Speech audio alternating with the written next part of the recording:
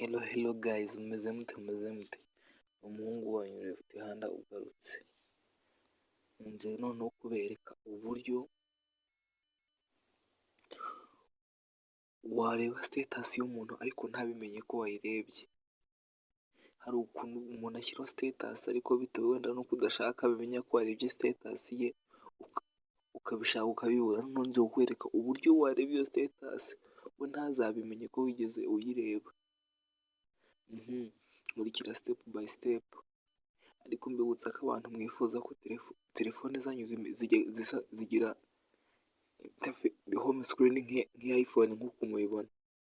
Mwebwe munyandikire kuri WhatsApp nibuze gushyira hano ubundi nze kubereka uburyo mubigenza kugira ngo phone zanyu muzigire nka iPhone. Reka twikorere ingingo nyamukuru yacu, ngiye kubereka uburyo wareba status y'umuntu ariko ntabimenye ko wayirebye. Icyo ngusaba abanza kuri subscribe ubundi dukomeze. Urahita uza, reka hano mfitemo WhatsApp ebyiri. Hano mfitemo WhatsApp business nkagiramo na WhatsApp isanzwe. Buri hose hagiye hari account, buri hose hagiye hari nimero yaho nyine. Hano ngiye gufata WhatsApp imwe nyigire nkaho ari postinze status, noneho indi nyigire nk'umuntu ugiye kuyireba. Dufashe iyo yahanditse WhatsApp nyine hano.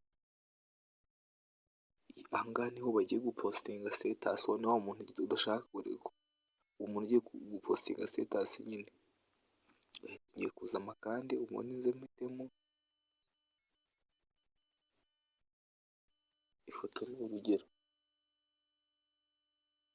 nindangiza nkurikize amabwiriza ubundi nze mu mafoto.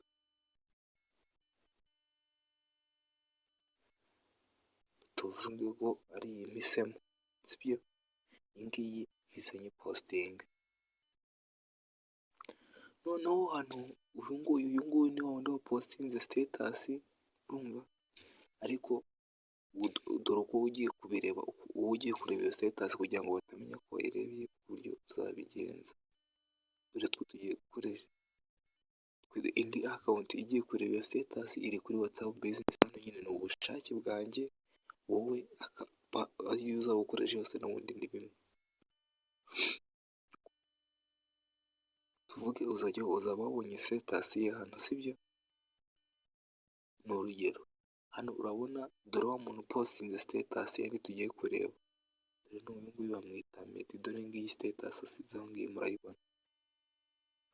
Nurangiza mbere y'uko uyireba urabanza ujya hano muri setting, uhita ujya hano ahantu handitse ngo privacy, nurangiza uhakande. Nurangiza hano urahita kano kantu akangaka uragasanga kameze gutya, sibyo? Uragasanga kameze gutya. Wowe ikintu uhita ugakorera kano nyine, uhita ugakorera off. Nurangiza ugende urebe ya status ya wa muntu. Katuyirebe hano, urabona ko status ye turayirebye, dushoje kuyireba, ubona ko byarangiye. Urabona ko twashoje kureba status yiwe. Reka ubu noneho najya kureba abantu bamurebeye status, sibyo? Ni urugero, we naza aje kureba abantu barebye status yiwe, akaza hano kuri update akareba ya status yiwe.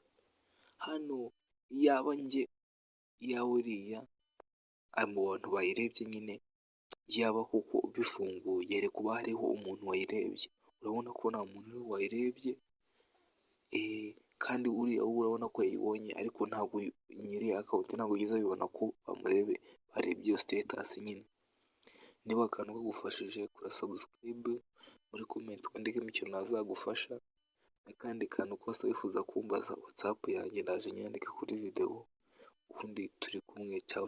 Mbibutsa ko nazanye internet y'ubuntu kuri MTN, nyandikira kuri WhatsApp nguha link y'uburyo wabigenza byose turi kumwe cawu cawu.